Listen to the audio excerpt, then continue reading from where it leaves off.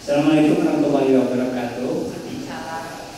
Alhamdulillahirabbil alamin wassalatu wassalamu ala alihi washabihi ajmain. Asyhadu an la ilaha illallah wahdahu la syarika lah wa asyhadu anna Muhammadan abduhu wa rasuluhu. Allahumma shalli ala Muhammad wa ala alihi. Ma'asyiral muslimin, jemaah doa yang dimuliakan Allah. Alhamdulillah, hari ini Ahad tanggal 13 Ramadan 1442 Hijriah atau bertepatan dengan tanggal 25 April 2021. Insya Allah kajian dua kita hari ini ada suatu perbedaan Pak Ibu ya. Memang tema tidak saya kirimkan di WhatsApp dan saya secara langsung menghubungi beliau setelah berkompromi dengan beberapa selain. Seperti biasa pengajian kita dibagi dua bagian Ustaz.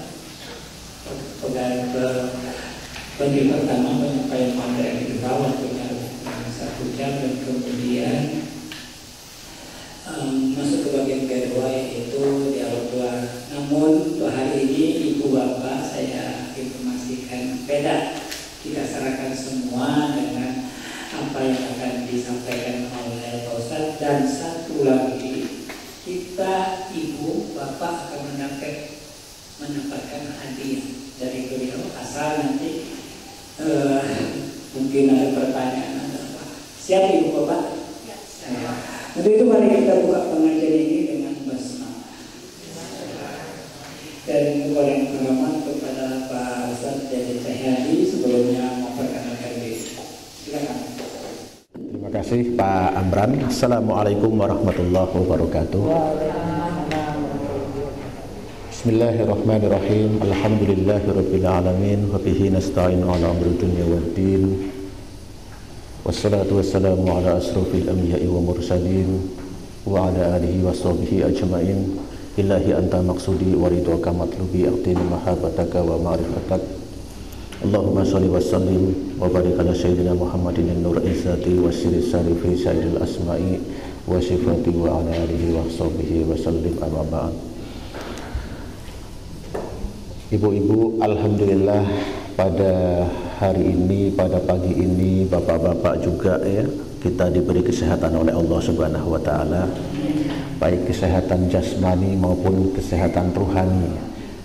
Dan alhamdulillah ini adalah barokah Allah untuk kita semuanya, karena kita sudah dihantarkan oleh Allah Subhanahu wa taala di tempat ini untuk masuk ke dalam taman surganya Allah. Bukti kasih sayang Allah kepada kita adalah didekatkan kita dengan kasih sayangnya dan didekatkan kita dengan surganya Allah. Tidak mungkin Allah ngasih surga kalau tidak sayang. Betul ya? Ibarat pertemuan seorang kekasih itu, kalau kekasihnya itu sangat dicintai oleh kekasihnya, pasti pertemuannya akan indah ya. Kalau suami kita dari jauh ya, kemudian datang, tentu saja disambut dengan bahagia ya, ditempatkan di tempat yang bahagia, tempat tidurnya dibersihin, diindah, bahkan dihias mungkin ya, kemudian dimasakkan dengan makanan yang enak-enak ya. Beda dengan pertemuan seorang dengan penagih hutang ya. Penagih hutang datang, debt collector datang, baru ngebel pintu aja udah ngumpet ya. Artinya apa? Artinya pertemuan yang tidak diinginkan itu pasti kalau ketemu tidak mengenakan. Cara Allah Subhanahu wa taala di dunia ini mempertemukan dengan dirinya adalah dengan berbagai macam ketaatan-ketaatan yang diberikan kepada kita. Ya, ini alhamdulillah kita dapat barokahnya Allah Subhanahu wa taala, karena belum tentu kita ini ya yang mungkin sehat rohani, sehat jasmani tetapi ruhaninya juga nggak sehat. Ya, banyak orang yang sehat tetapi tidak mau ngaji, tidak mau sholat, tidak mau puasa. Betul? Iya, betul. Alhamdulillah, kita tentunya bersyukur kepada Allah Subhanahu wa taala yang memberikan ruhani kita sehat dan jasmani kita juga sehat. Tidak lupa pula kita berterima kasih, panjatkan sholawat kepada Kanjeng Nabi Muhammad sallallahu alaihi wasallam. Karena berkat beliau kita dikenalkan dengan Islam. Islam agama yang rahmatan lil alamin. Sehingga kita kenal agama kita, ya, sehingga kita bisa kenal dengan Allah Subhanahu wa taala. Masih puasa ya, Bu ya? Ada yang puasa, ada yang tidak? Ada yang halangan? Ya. Alhamdulillah, ya, alhamdulillah. Nah, ibu-ibu, sebelumnya saya perkenalkan dulu, saya Dedi Cahyadi. Ya, kebetulan saya tinggal di pada Suka situ, ya. Hanya saja pesantren saya ada di Cicalengka. Ya, kebetulan pesantren saya pesantren yang diperuntukkan untuk orang yang tidak punya, tidak mampu, ya. Kemudian ada anak yatim juga, dan semuanya gratis di sana, ya. Dan kita mendirikan di sana itu memang apa ya?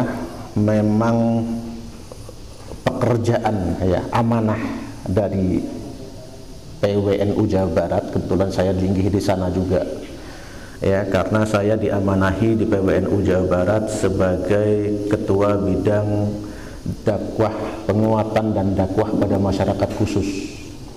Ya, artinya dakwah dan penguatan pada masyarakat khusus, yang khusus-khusus, ya.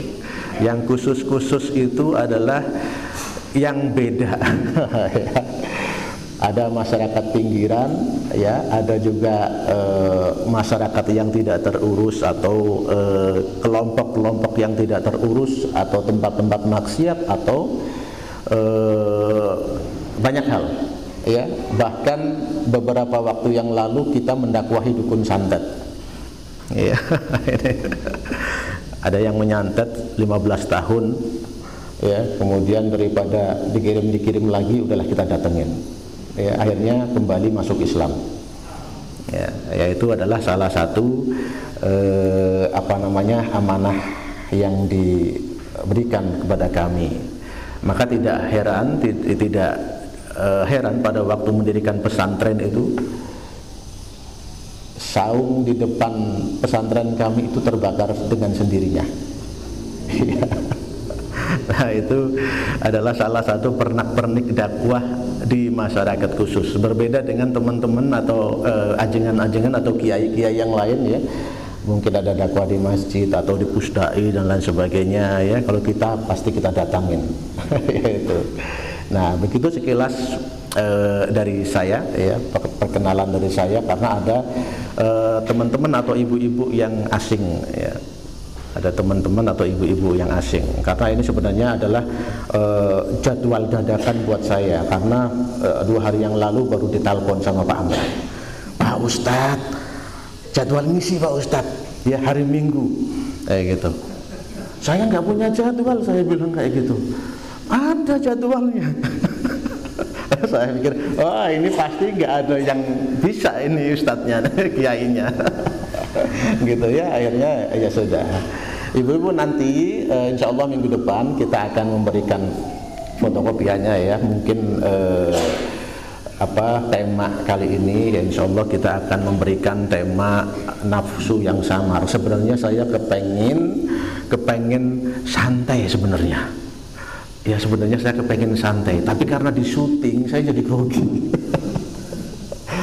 Saya sebenarnya pengen santai, ya. Artinya apa? Nanti saya mengajukan pertanyaan, bukan ibu yang mengajukan pertanyaan, ya. Makanya setiap kali saya ngomong didengarkan.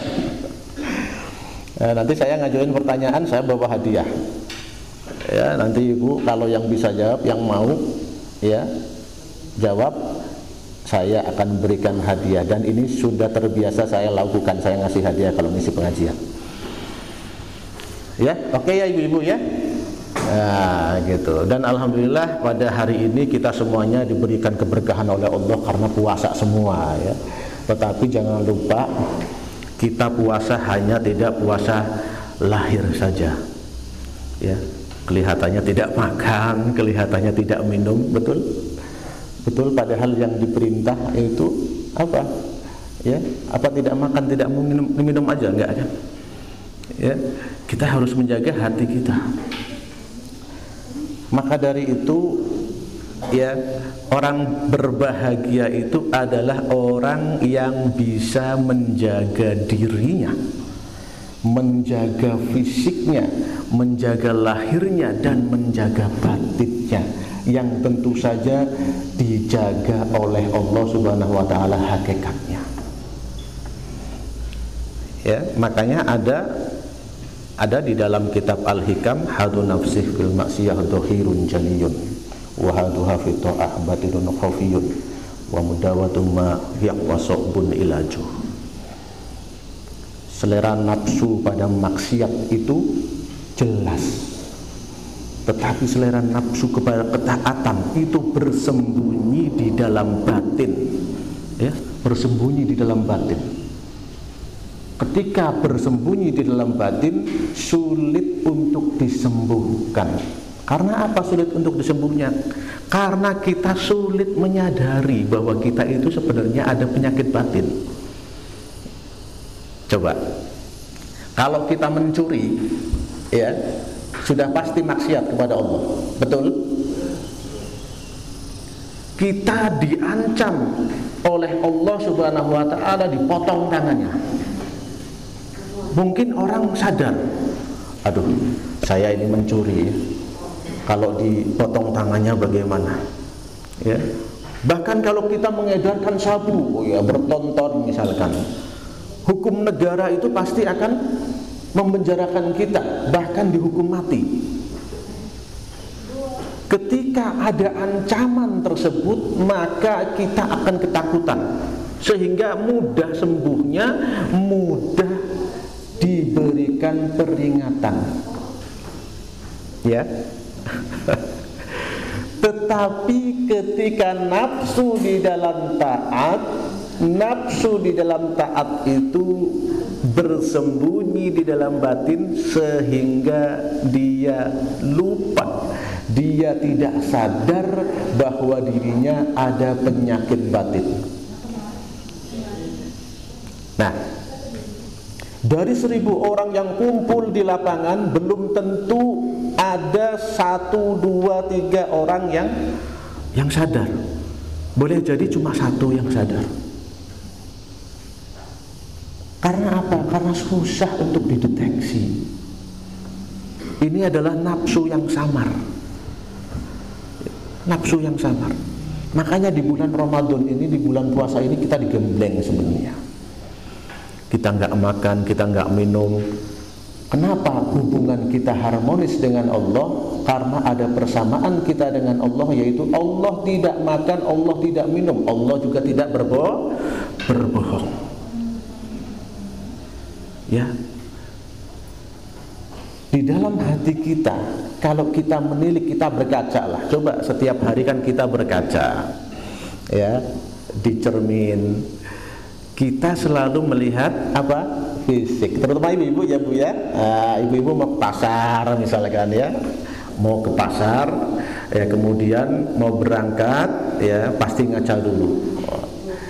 Ya, alhamdulillah aku diberikan Allah paras yang rupawan begitu ya.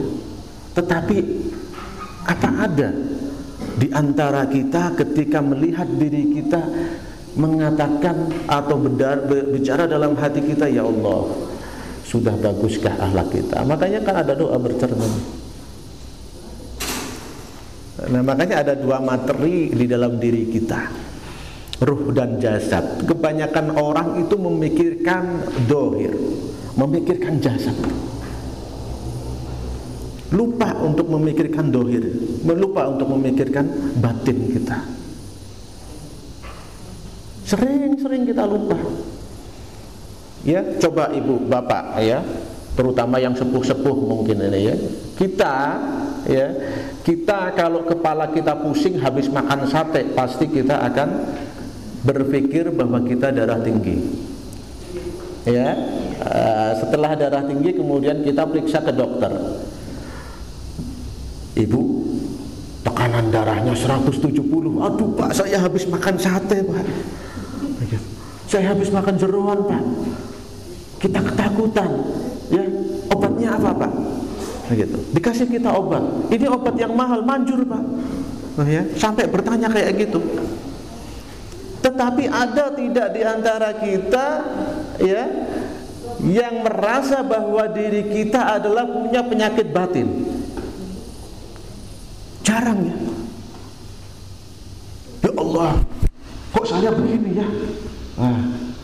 Mana Ustaz, mana kiai? Saya pengen diobatin, ya. Saya pengen diobatin. Saya pengen mendengar ceramahnya. Jarang.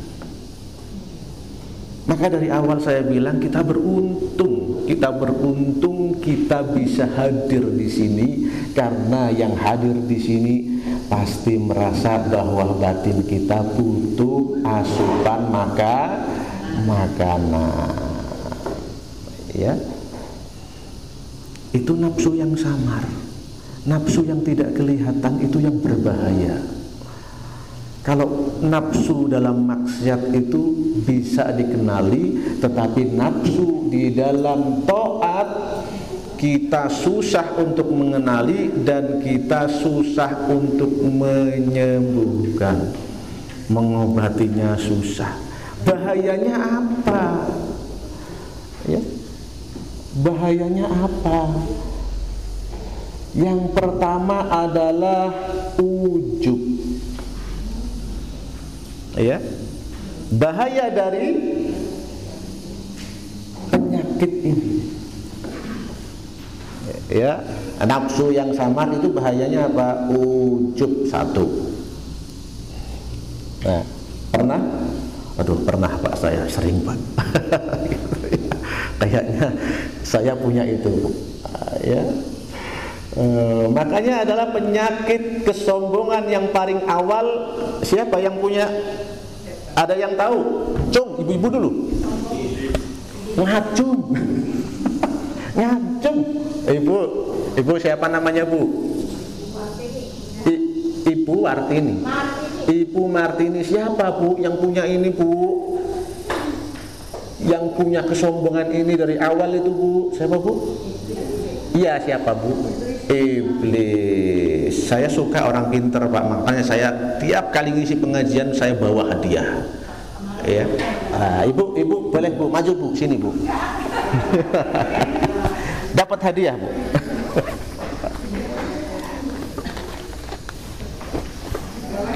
Nah, ini hadiahnya Bu. Nah, karena Ibu bisa jawab sami-sami. Ya.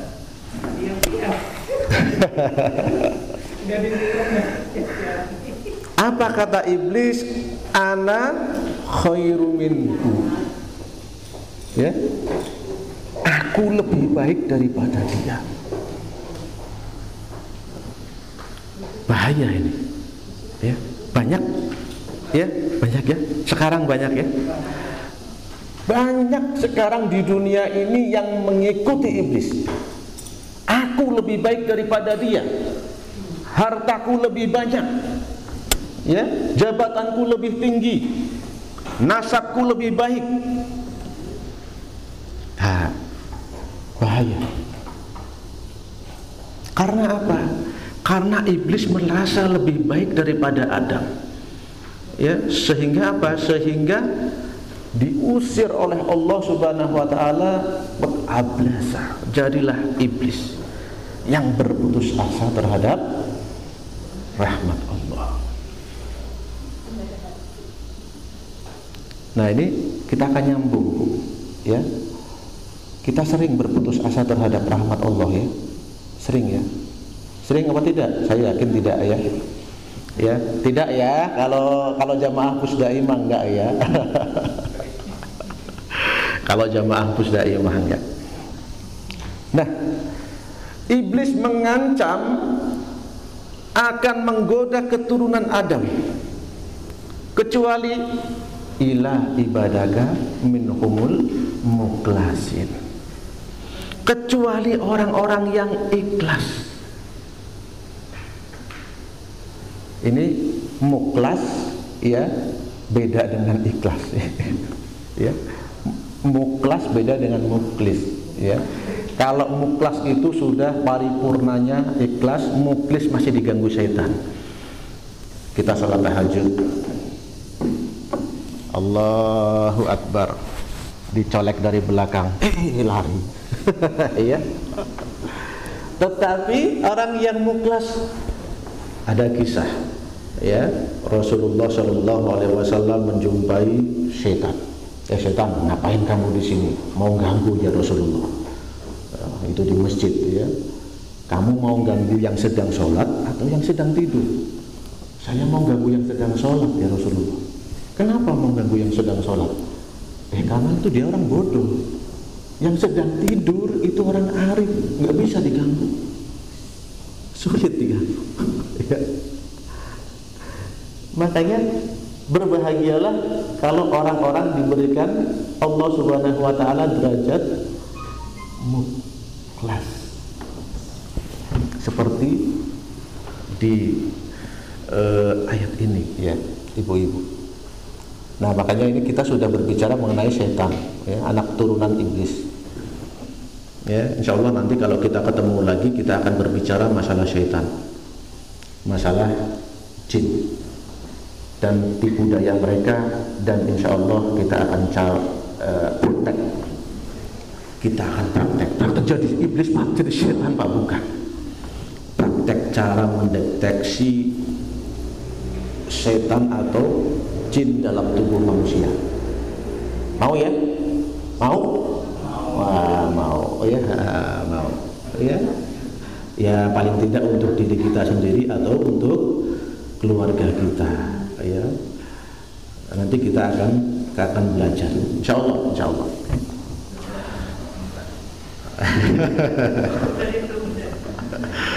Nah, ibu-ibu yang dicintai oleh Allah, bapak-bapak yang disayang oleh Allah Subhanahu wa Ta'ala ya, bahwa iblis itu sangat gencar ya mengincar anak cucu Adam. Maka dari itu orang yang berpuasa pun seringkali terlena dengan itu ya. Jadi kalau setannya setan kopral ya, itu biasanya tingkatannya ganggu orang yang bodoh ya. Kelas ustadz, kelas kiai pun mungkin diganggunya pakai setan yang jenderal.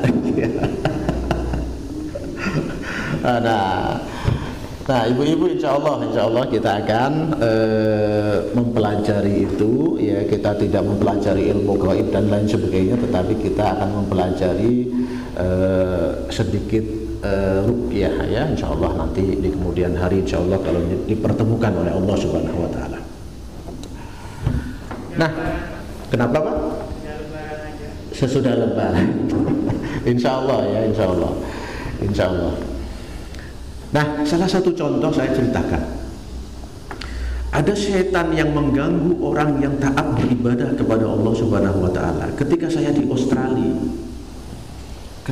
Australia, ya, ada seorang ibu berasal dari Singapura ya, keluarga Singapura ya, kemudian datang ke tempat majelis saya ya, kemudian bercerita bahwa anaknya itu merasa didatengin Nabi Muhammad SAW dan masuk ke dalam dirinya. Kalau kita orang bodoh pasti,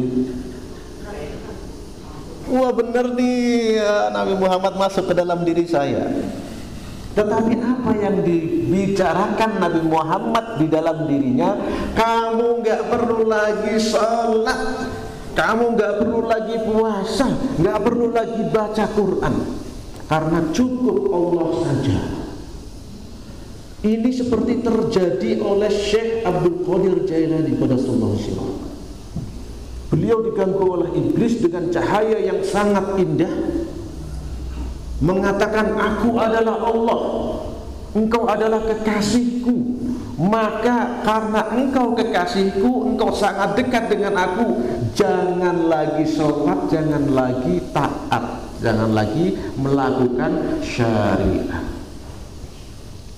Apa kata Syekh Abdul Qadir Jailani? Pergi kamu iblis. Allah tidak akan mencabut syariat yang sudah ditetapkan kepada Kanjeng Nabi Muhammad SAW. Akhirnya lari iblis. Kenapa kamu tahu? Iblis lari terbirit-birit. Karena yang digoda adalah orang berilmu.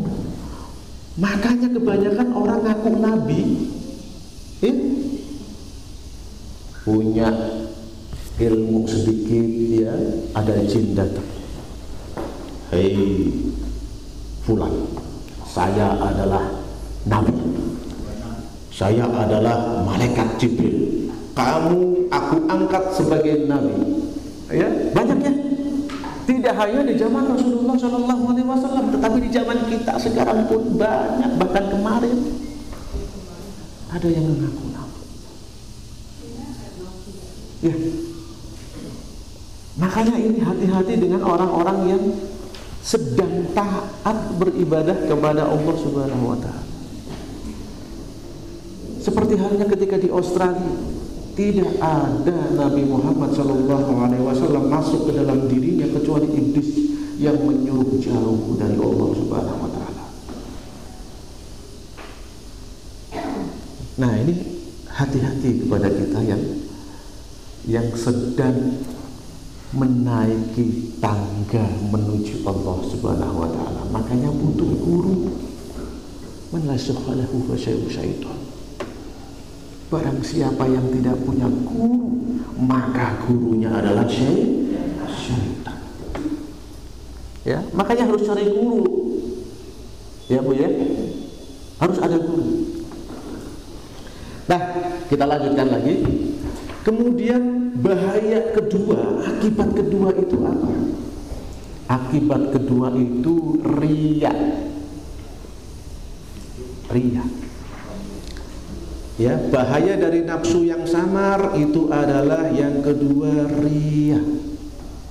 Ya, tadi ujub, ya, sombong, sekarang riya.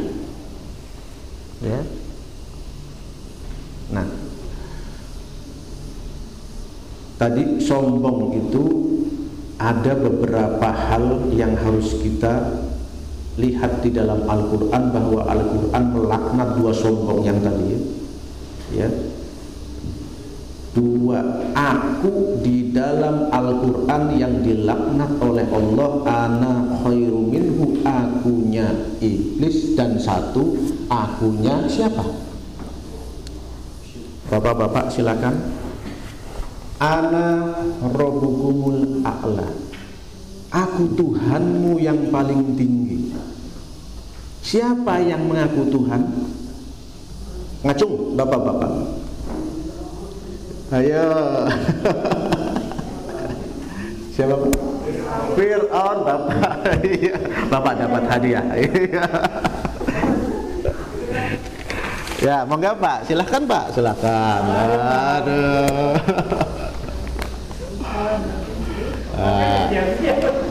Sami-sami Pak, sami-sami. Ya. Jadi jangan ya kita mengikuti dua aku itu, ya, akunya iblis dan akunya Fir'aun, ya. Nah, sekarang sifat bahaya yang kedua itu adalah riya, ya. Apa itu riya? Pengakuan. Orang itu ingin mendapatkan pengakuan dari orang lain karena ibadahnya, ya. Giliran ya, nanti saya lempar pertanyaan ke ibu-ibu lagi. Iya. Yang kedua apa? Riya. Ya. Seseorang pengen dipuji, ya, pengen disanjung karena ibadahnya, karena kebaikannya. Ya. Kadang kita kalau lagi baik, ya, kadang di medsos kita lagi sedekah misalnya, sedekah kemudian difoto sambil megang itu ya ke orang miskinnya, cetrat begitu ya. Gitu kan banyak ya dari kita yang seperti itu. Nah, itu salah satu dari riya. Itu yang terang-terangan. Atau ada orang minta sumbangan ke rumah. Ibu, saya mau minta sumbangan, Bu. Sini Pak. Ya, sini kertasnya. Tulis saja hamba Allah, Pak. Gitu. Tulis hamba Allah, Pak. Ingin menulis hamba Allah untuk mendapatkan pengakuan di dalam diri kita supaya kita menjadi orang ikhlas. Ya, terbersit di dalam hati kita ya bahwa kita adalah orang yang ikhlas, tidak mau diketahui siapapun. Ya, ini hati-hati. Makanya sebagian ulama arif billah itu mengatakan, saya memerangi sifat riya ini sulit. Meskipun berusaha dengan keras itu sulit. Tetapi sembuhnya apa? Sembuhnya dengan saya membiarkan apapun yang terjadi, tidak mengingat-ingat. Ya, artinya apa? Terserah orang mau puji, terserah orang mau menjatuhkan, terserah orang mau menghina kita, biarkan saja. Ya.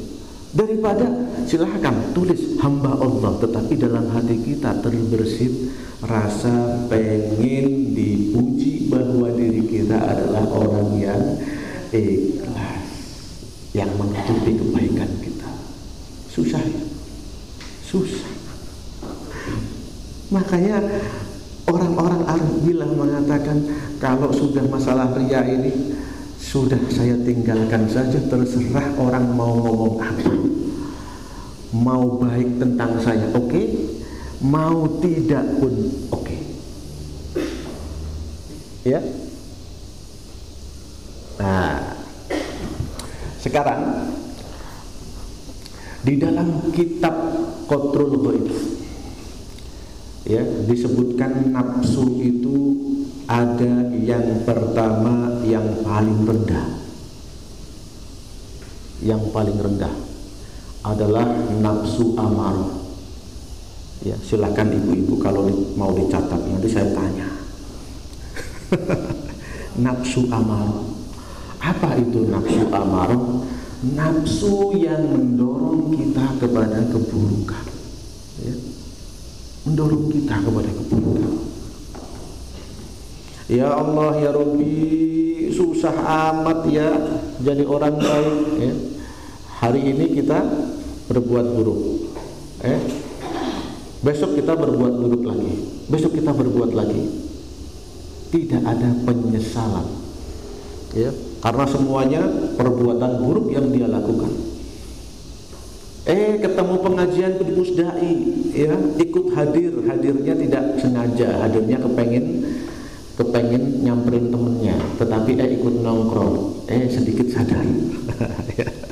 Sedikit sadar, kemudian dia istighfar di rumah, astagfirullahaladzim.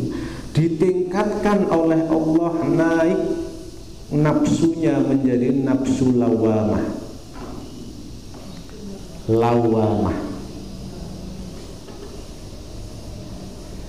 Nafsu ini di mana nafsu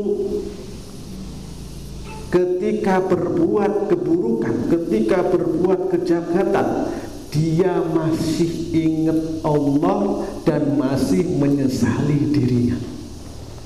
Mending ya daripada yang pertama tadi, dorongan kenceng terus ya. Kenceng terus dorongan. Tapi yang nafsu ini masih, ya Allah saya nyesel ya Allah, tadi berbuat maksiat ya Allah, tadi berbuat maksiat ya Allah ya. Kemudian malam-malam sholat tahajud nangis, ya Allah tadi siang saya berbuat maksiat, berbuat dosa ya Allah. Illahillah sulil firdausi ahla wala gualan naril jahimi wahabli taubat waghfir dzunubi wa innaka ghafirud dzambin azim. Ya Allah, saya ini gak pantas masuk surga, tapi gak kuat masuk neraka. Ya Allah, mohon ampuni dosa-dosa hamba.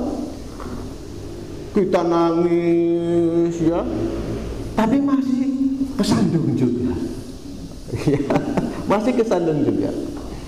Ya, terus diistighfari, beristighfar terus, memohon ampun kepada Allah, ditingkatkan lagi nafsunya oleh Allah Subhanahu wa taala menjadi nafsu mulhamah. Diilhami dari fa'alhamaha fujuraha wa taqwaha. Ibu-ibu, surat naon ini, Bu? Hah? Hah? Iya, surat naon.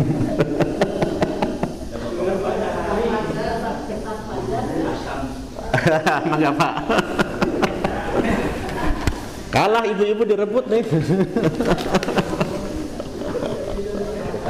Iya, sambil-sambil.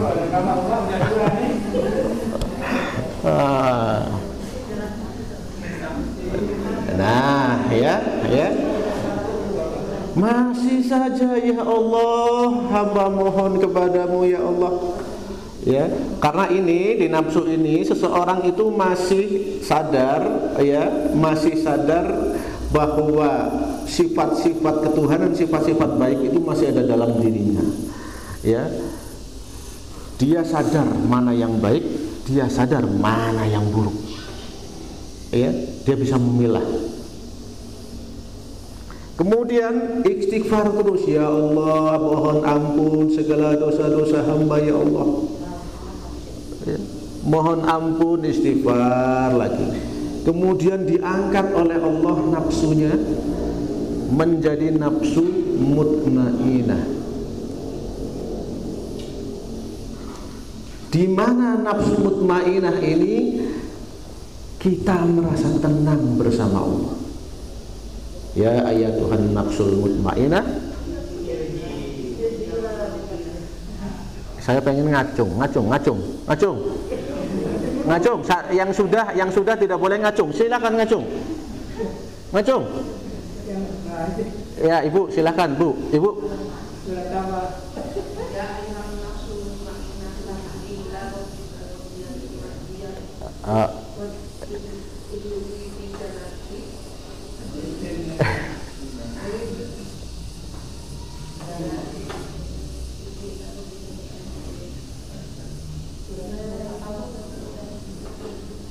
Ya, boleh. Sini, Bu, sini. Boleh. Ayo, Bu, mangga, silakan. Ya.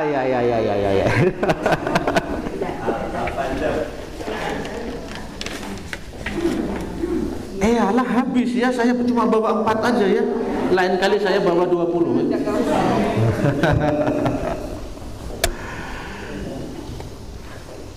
Cukup sampai mutmainah? Belum.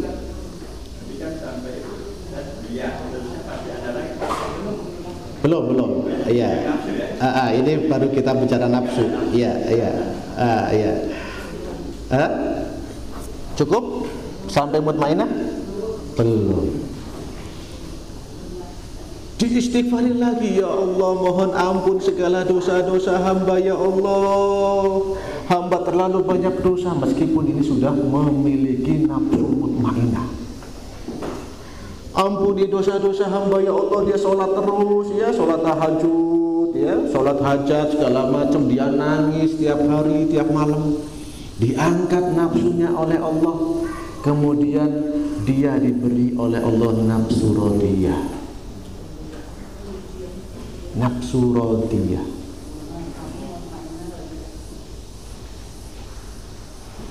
Makanya para ulama itu mengajarkan doa ilahi anta maksudi warido kamatlubi. Ada yang hafal? tapi hadiahnya sudah habis.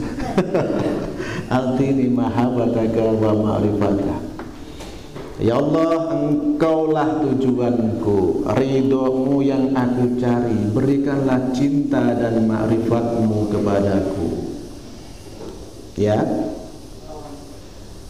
ada yang kalau mau ibadah baca ini, mau zikir, mau sholat, ya, kebanyakan kita kan mintanya minta kaya, minta ini, boleh, ya.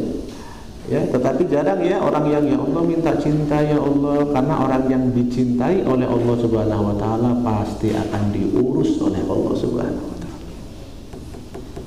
Ya. Nah, cukup sampai rodiah? Belum. Kok tahu belum? Belum. Diistighfari lagi ya Allah, mohon ampun ya Allah, dosa-dosa hamba ya Allah. Nah ini mumpung Ramadan ini disuruh banyak istighfar kepada Allah. Ya, ya Allah mohon ampun segala dosa-dosa hamba ya Allah. Kemudian Allah angkat lagi ke tempat yang lebih tinggi, nafsu kita menjadi nafsu mardiyah. Ya. Di dalam nafsu ini orang sudah merasa ada rasa diridhoi oleh Allah Subhanahu wa taala. Sudah merasa bahwa dirinya itu selalu diberikan keridhaan oleh Allah Subhanahu wa taala. Karena tidak lagi meminta apapun kecuali cintanya Allah, rindunya Allah kepada kita. Cukup sampai segitu? Belum. Ibu-ibu itu hebat sekali ya. Sampai belum Pak, belum, masih lagi. Apa?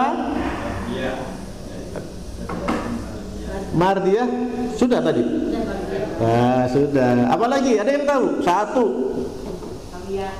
Sawiyah. Ya, berdoa lagi kepada Allah, ya Allah mohon diampuni segala dosa-dosa. Astagfirullahaladzim, astagfirullahaladzim, la ilaha illallah. Terus ya, memohon ampun kepada Allah, ditinggikan oleh Allah Subhanahu wa taala menjadi nafsu kamilah. Di dalam nafsu ini seseorang tidak lagi melihat makhluk, tetapi yang dilihat adalah siapa di balik makhluk itu. Ya, siapa yang di balik makhluk itu? Allah. Inilah yang disebut dengan rahmatan lil alamin. Melihat seseorang itu cinta, cintanya karena siapa? Karena Allah, dia makhluk Allah.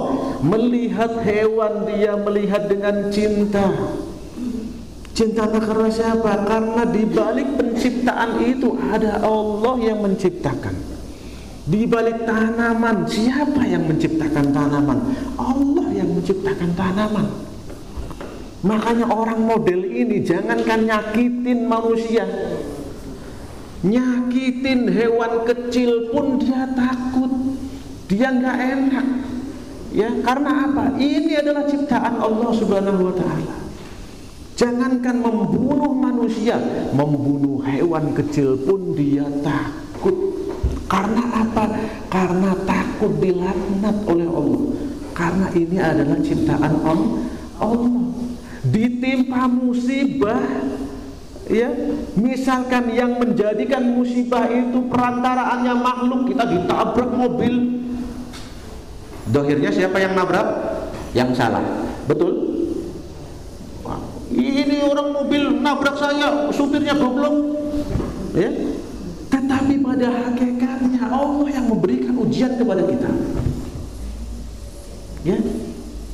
Makanya ketika melihat segala sesuatu peristiwa, kembalikan kepada Allah, sehingga seseorang antara orang satu dengan orang yang lain, manusia satu dengan manusia yang lain, umat satu dengan umat yang lain harus saling menyayangi, menghormati, meskipun beda agama, meskipun beda pemahaman. Karena apa? Allah yang memberikan gitu. Ya, makanya cinta kepada semua makhluk itu cinta. Ya, Pak, dia non muslim. Saya nggak suka sama dia. Nggak boleh. Karena dia itu adalah ciptaan Allah. Saya nggak suka sama dia karena beda dengan pemahaman dengan saya. Nggak boleh. Karena dia adalah makhluk ciptaan Allah. Pemahaman itu adalah kehendak Allah yang diberikan kepada manusia, kepada hambanya. Ya, pemahaman itu, ilmu itu milik Allah yang diberikan pemahaman kepada hati seorang hamba. Jadi kalau seseorang merubah orang lain itu sulit, ya, kecuali atas kehendak Allah. Makanya jangan memaksakan diri. Ya, itulah yang disebut dengan rahmatan lil alam. Seseorang itu melihat dengan orang lain itu cinta, melihat orang lain itu sayang, melihat fakir miskin merasa sayang, merasa kasihan, kita kasih sedekah. Melihat anak yatim kita sayang, melihat orang kaya kita sayang, semua kita sayang. Ya, nggak boleh ada diskriminasi. Jangankan sama umat Kanjeng Nabi Muhammad SAW, beda umat atau beda pemahaman, ini sama cacing pun itu adalah makhluk Allah. Paham ya ibu-ibu, ya bapak-bapak ya. Nah, makanya beruntunglah kita yang sudah ditempelkan oleh Allah Subhanahu wa ta'ala sifat-sifat Allah dalam hati kita. Sifat Allah itu apa? Penyayang. Ya. Ada orang lain yang merasa bahwa dirinya itu sombong tadi, ya, merasa bahwa dirinya itu hebat, merasa bahwa dirinya itu kuat, kaya dan lain sebagainya, sehingga menghina orang lain yang miskin, yang lemah dan lain sebagainya. Itu karena tidak mempunyai nafsu ini, belum, karena nafsunya masih nafsu amarah. Mudah-mudahan dari kita semuanya diberikan oleh Allah Subhanahu wa ta'ala nafsu-nafsu yang baik oleh Allah Subhanahu wa ta'ala. Sudah jam 10:15. 1 jam ya Pak ya? 2 jam, enak aja.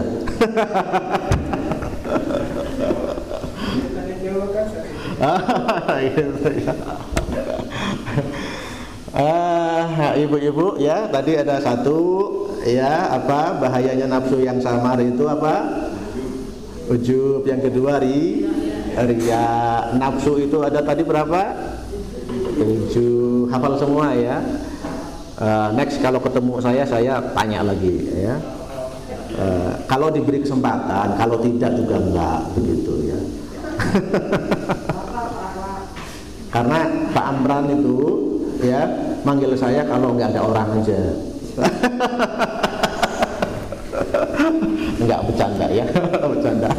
Ya silakan kalau ada yang mau diskusi masalah nafsu ya silakan, tapi jangan susah-susah ya baca. Ya monggo.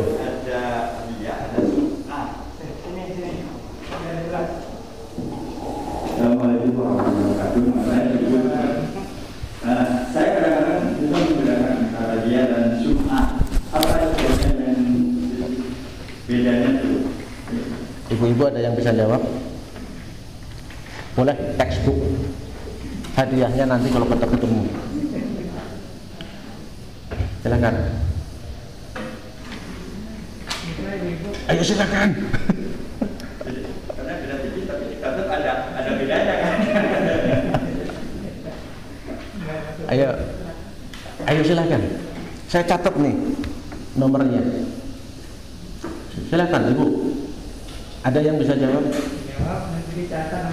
Boleh textbook. Bapak boleh silakan. Bapak-bapak yang menjelaskan.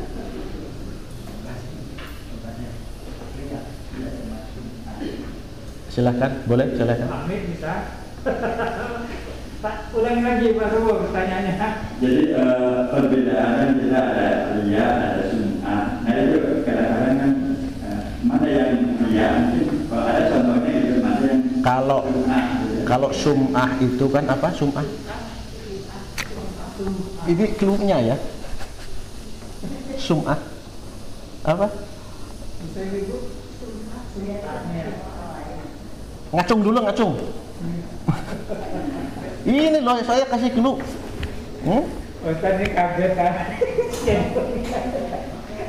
Pertemuan kedua nanti akan Sum'ah. yang sering dibahas kok. Kalau nggak bisa nanti saya tanya Pak Amran. Maaf ya Pak, ini kita main-main aja Pak. Kita main-main. Santai. Sum'ah apa? Ayo. Sum'ah itu ibadah yang didengar orang-orang kayak yang Ingin didengar orang. Siapa namanya Bu? Siapa? Puspa, Ibu Puspa. Satu lagi. Apa Pak? Silakan Pak. Silakan. Iya. Ya, saya kan dari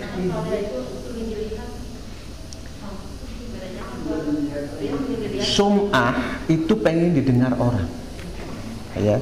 Itu termasuk kalau kita berkata-kata. Berarti itu juga dari nafsu. Dari nafsu.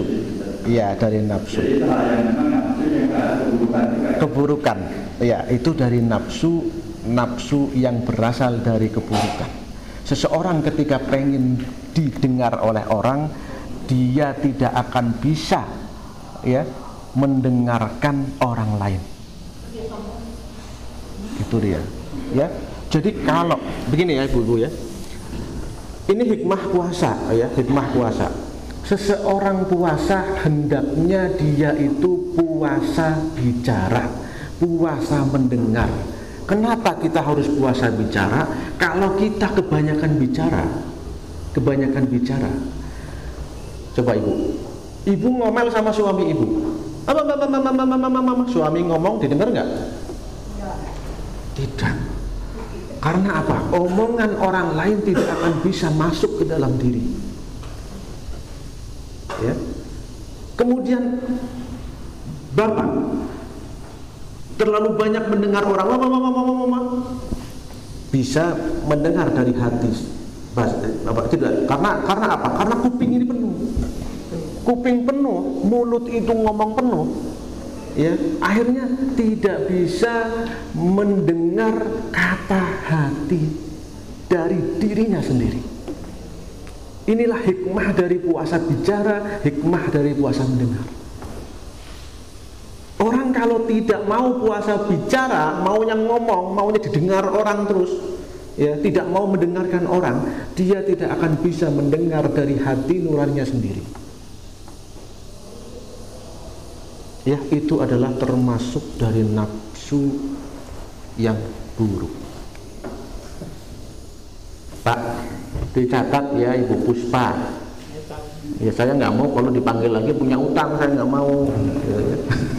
Kalau sekarang kan puasa bicara, dengan mohon maaf, dengan ekonomi sekarang kan kita mungkin bicara sedikit puasa, tapi tangan kita menulis banyak. Nah ini masih kategori ini. Sekarang kan perkembangan teknologi. Sekarang kita bisa nulis di medsos, di mana soal pendapat kita yang kalau ini.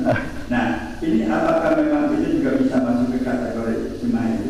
Paling tidak ingin dibaca, ingin viral, gitu kan? Nah, apakah ini juga bisa masuk ke kategori cuma? Itu bisa masuk, ya. Karena dulu nggak ada medsos. Dulu kita ngomong, ya kebanyakan ngomong, sekarang ngomongnya di medsos, ya maunya dibaca orang, ya maunya didengar orang, maunya dibaca orang, sehingga orang merasa bahwa ini si A, si B, si C, si D hebat, ya makanya kita yang sedang bergelut dengan medsos sekarang ini, ya hendaknya berhati-hati, ya hendaknya berhati-hati. Karena apa? Inilah teknologi. Teknologi itu kan tanpa batas, ya, tanpa batas teknologi. Sehingga kita orang itu bisa berbuat apapun tanpa bisa dipertanggungjawabkan, apalagi menyakiti orang lain. Ya, kalau di medsos itu kan nggak kelihatan mukanya. Beda dengan tetangga kita. Saya memaki Pak Arman, ya Pak Amran tahu kalau saya yang memaki. Ya, beda dengan di medsos, nggak kenal orangnya. Jadi mudah kita itu memaki orang lain, mudah kita memfitnah orang lain. Jangan sekali-kali jangan sampai kita memaki orang lain, kita menghujat orang lain. Ya, jangan sampai kita menghujat orang lain. Apalagi kita sedang berpuasa. Hari-hari biasa itu kita nggak boleh. Karena apa, barang siapa yang dihujat, ya, kemudian dia memang tidak seperti yang dituduhkan itu, ya, itu hujatan itu naik ke langit. Ya, bertemu dengan Allah tidak terima. Ini nggak pantas dihujat. Akhirnya balik lagi ke bumi. Kalau dia pantas dihujat seperti yang dihujat itu, dia akan balik ke orangnya yang dihujat. Kalau dia pantas. Kalau tidak, maka dia akan berbalik kepada yang menghujat. Ya, hati-hati untuk kita semua. Oh, beda. Kalau minta maaf mah beda. Kalau ingin didengar atau ingin dibaca orang, tulisan kita bisa saja dengan harapan supaya orang itu bisa sedikit nama ilmu lah, berbagi ilmu kan. Nah ya, kalau sum'ah itu kan dia ingin didengar, ingin dibaca orang dengan harapan ingin dipuji dan disanjung. Jadi ya dengan harapannya itu jadi tergantung hati juga kan. Iya, iya. Kalau hatinya memang ikhlas, saya nulis ya untuk supaya orang lain tahu itu baik gitu ya. Tapi kalau saya nulis biar orang tahu dan memuji saya, itu baru sum'ah. Iya, iya, Kan ya? ya, ibu-ibu, bapak ya, semua amal itu tergantung niatnya. Innama a'malu niat. Ya. Kalau niat kita baik, pasti akan mendapatkan sesuatu yang baik. Kalau niat kita buruk, pasti akan mendapatkan sesuatu yang buruk. Allah itu maha tahu, ya, apa yang terbesit di dalam hati kita. Nggak perlu khawatir. Jadi laksanakan segala sesuatu yang menurut kita baik dan baik untuk orang lain. Ya. Dan tentunya insya Allah mudah-mudahan diridhoi oleh Allah Subhanahu Wa Taala. Loh Pak, kalau kita keliru, ya, kemudian pernah terjadi kekeliruan, kemudian kita tobat, ya sudah dihapus, ya, dihapus, tidak ada dosa lagi, ya, tidak ada lagi dosa. Jadi kalau kita sudah merasa bahwa apa yang akan kita lakukan ini adalah untuk kebaikan kita dan untuk kebaikan orang lain, untuk apa? Untuk menambah ilmu orang lain, ya, supaya orang lain itu tahu, kita tidak akan berdosa. Kecuali niat kita niat pengen dipuji, ya. Jadi tergantung dari niat kita Pak ya, nggak apa-apa. Monggo Pak, silakan. Hukumnya apa Pak Sumpah? Haram. Ya, kalau kita pengen didengar orang-orang, ya, kalau kita kepengen didengar orang, kemudian merasa bahwa diri kita itu lebih baik daripada orang lain, ya, itu tentu saja hukumnya haram. Kecuali kita pengen didengar orang lain supaya orang lain tahu atau klarifikasi, ya, atau klarifikasi, itu malah hukumnya boleh, wajib, ya, wajib. Karena apa? Karena kebanyakan di medsos ya Pak, di medsos itu mungkin banyak hoax, ya, banyak fitnah, ya, banyak segala sesuatu yang tidak benar sesuai dengan kenyataannya. Kita wajib mengklarifikasi kalau kita tahu bahwa itu nggak betul, ya, dan orang lain, kita tidak menuntut orang lain untuk mendengarkan kita, tetapi kita wajib untuk memberikan keterangan yang kita tahu, ya. Jadi malah itu kalau kita membiarkan, itu malah terjadi fitnah yang lebih besar. Itu berbahaya. Dan kalau kita melihat sesuatu yang ini nggak benar gitu, kita tahu, harus kita klarifikasi. Ya. Ibu-ibu,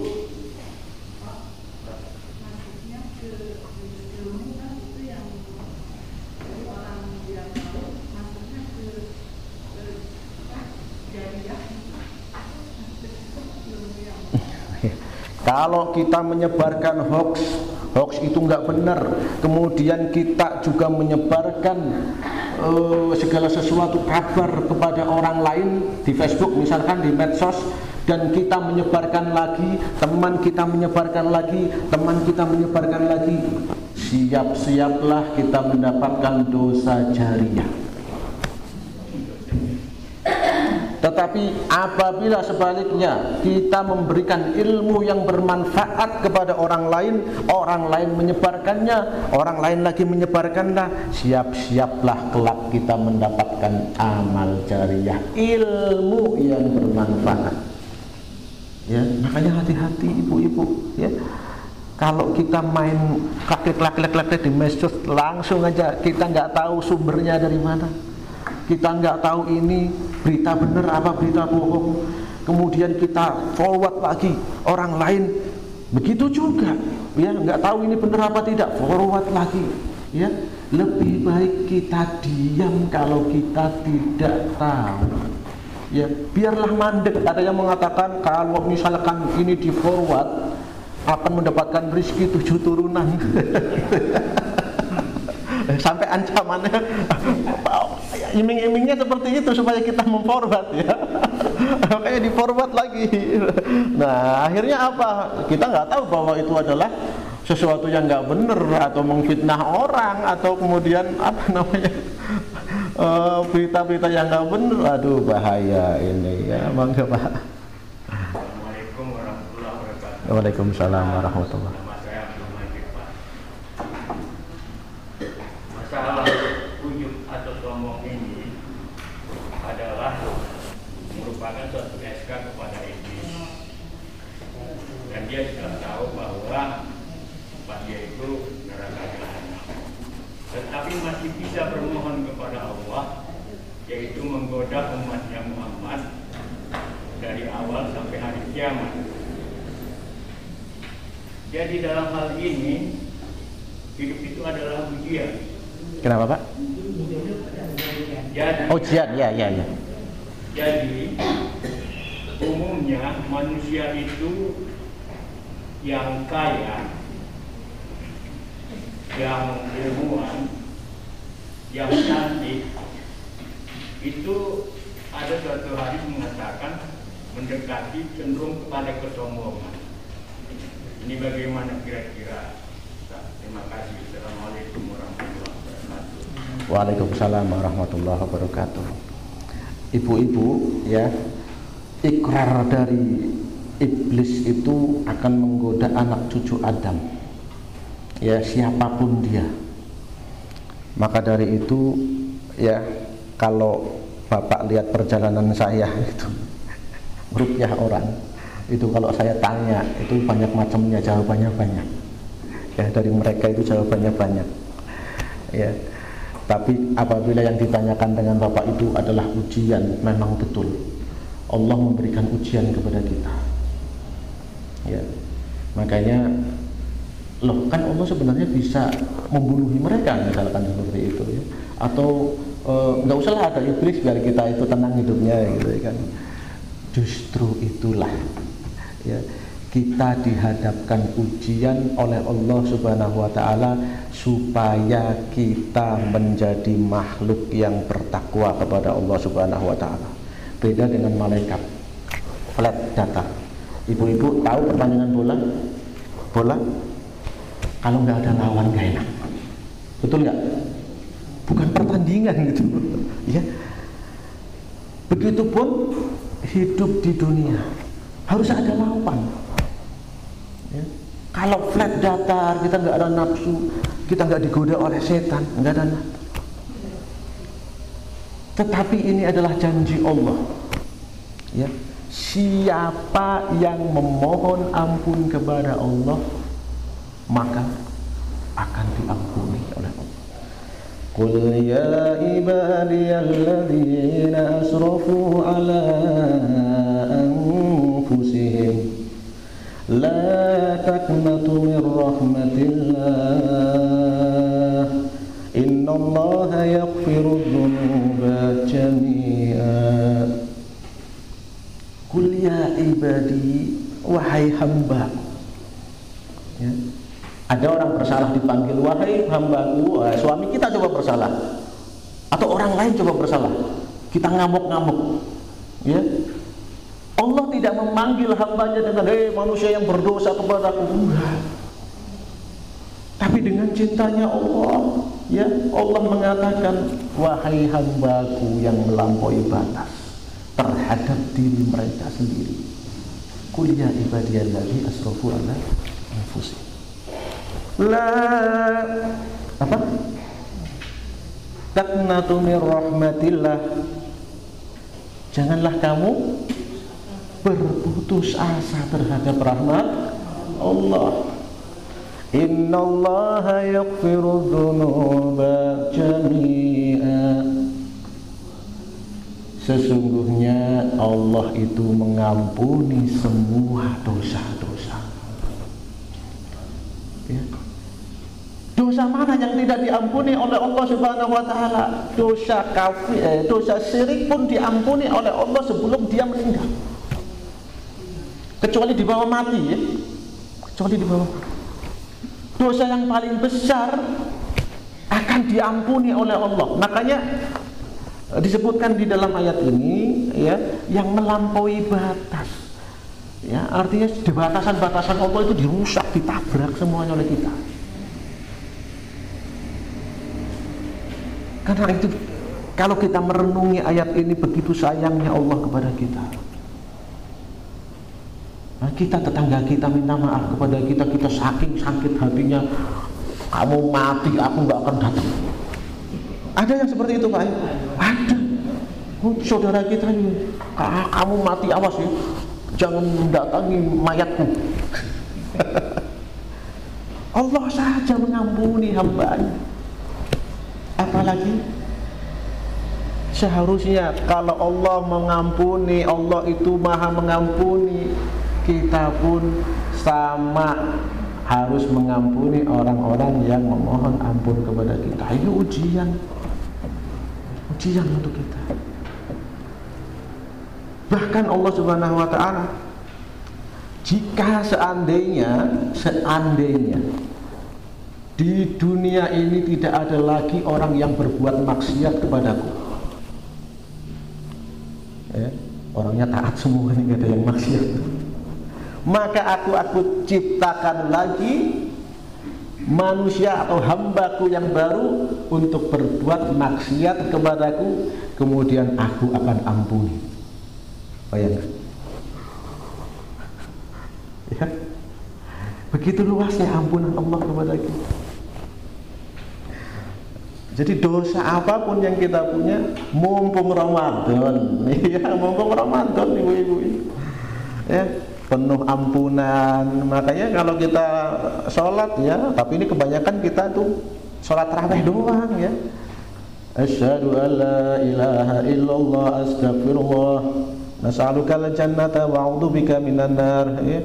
Pas tarawih doang. Padahal ibu masak juga dibaca, ya, ibu kerja dibaca, ya. Tapi kita saat tarawih aja bacanya begitu, ya, Pak. Ya, Pak, ya. Ya, ibu-ibu kayaknya cukup, ya. Kayaknya ya, enggak, Pak. Karena saya ada acara lagi, ditunggu istri saya. Monggo silakan satu lagi, Pak. Saya lupa. Itu dulu iblis itu ada namanya kan untuk penggodaan Nabi Adam. Iya, siapa itu? Lupa saya. Nama iblis itu adalah Azazil. Oh iya. Ya, ada yang ingat? Atau ingat baru sekarang? Ya, Azazil. Nah, iblis dulu itu termasuk yang taat, ya, dari golongan makhluknya Allah. Ya, paling taat dari golongan makhluknya Allah. Tetapi karena kehendaknya Allah Subhanahu wa taala, sehingga iblis menjadi menjadi makhluk yang paling dilaknat Allah. Nah, itu adalah rahasia Allah, ujiannya Allah kepada kita. Ya, ibu-ibu. Azazil, Pak. Iya, Pak ya. Sudah ya, saya kira nanti dilanjut lagi ya. Nanti dilanjut lagi, saya punya utang nih Pak, inget-inget Pak. Kalau Pak Amran nggak ingetin, nanti dosanya ke Pak Amran bukan ke saya gitu ya, karena saya orangnya pelupa. Ya, kita berdoa dulu ibu-ibu kepada Allah Subhanahu wa taala, mudah-mudahan apa yang kita lakukan pada hari ini diridhoi oleh Allah Subhanahu wa taala. A'udzu billahi minasyaitonir rajim. Bismillahirrahmanirrahim. Allahumma salamatan fid din wad dunya wal akhirah wa afiyatan fil jazati wa zidatan fil ilmi wa barakatan fil rizqi wa taubatan qabla al maut wa rahmatan indal maut wa maghfiratan ba'dal maut. Allahumma hawwin 'alaina fi sakaratil maut wa najjatan minan nar wal afa indal hisab. Allahumma la ilaha illa antal manan wa samawati wal ardul jalali wal ikram, la ilaha illa anta subhanaka inni kuntu minadh dhalimin. Wa ilahukum ilahu wahidun la ilaha illa huwa rahmanir rahim. Alif lam mim. Allahu la ilaha illa huwal hayyul qayyum. Allahumma inni as'aluka bi anni asyhadu annaka antallah la ilaha illa antal ahadus samad alladzi lam yalid wa lam yulad wa lam yakul lahu kufuwan ahad. Walhamdulillahi rabbil alamin. Amin amin amin ya rabbal alamin. Wassalamu alaikum warahmatullahi wabarakatuh.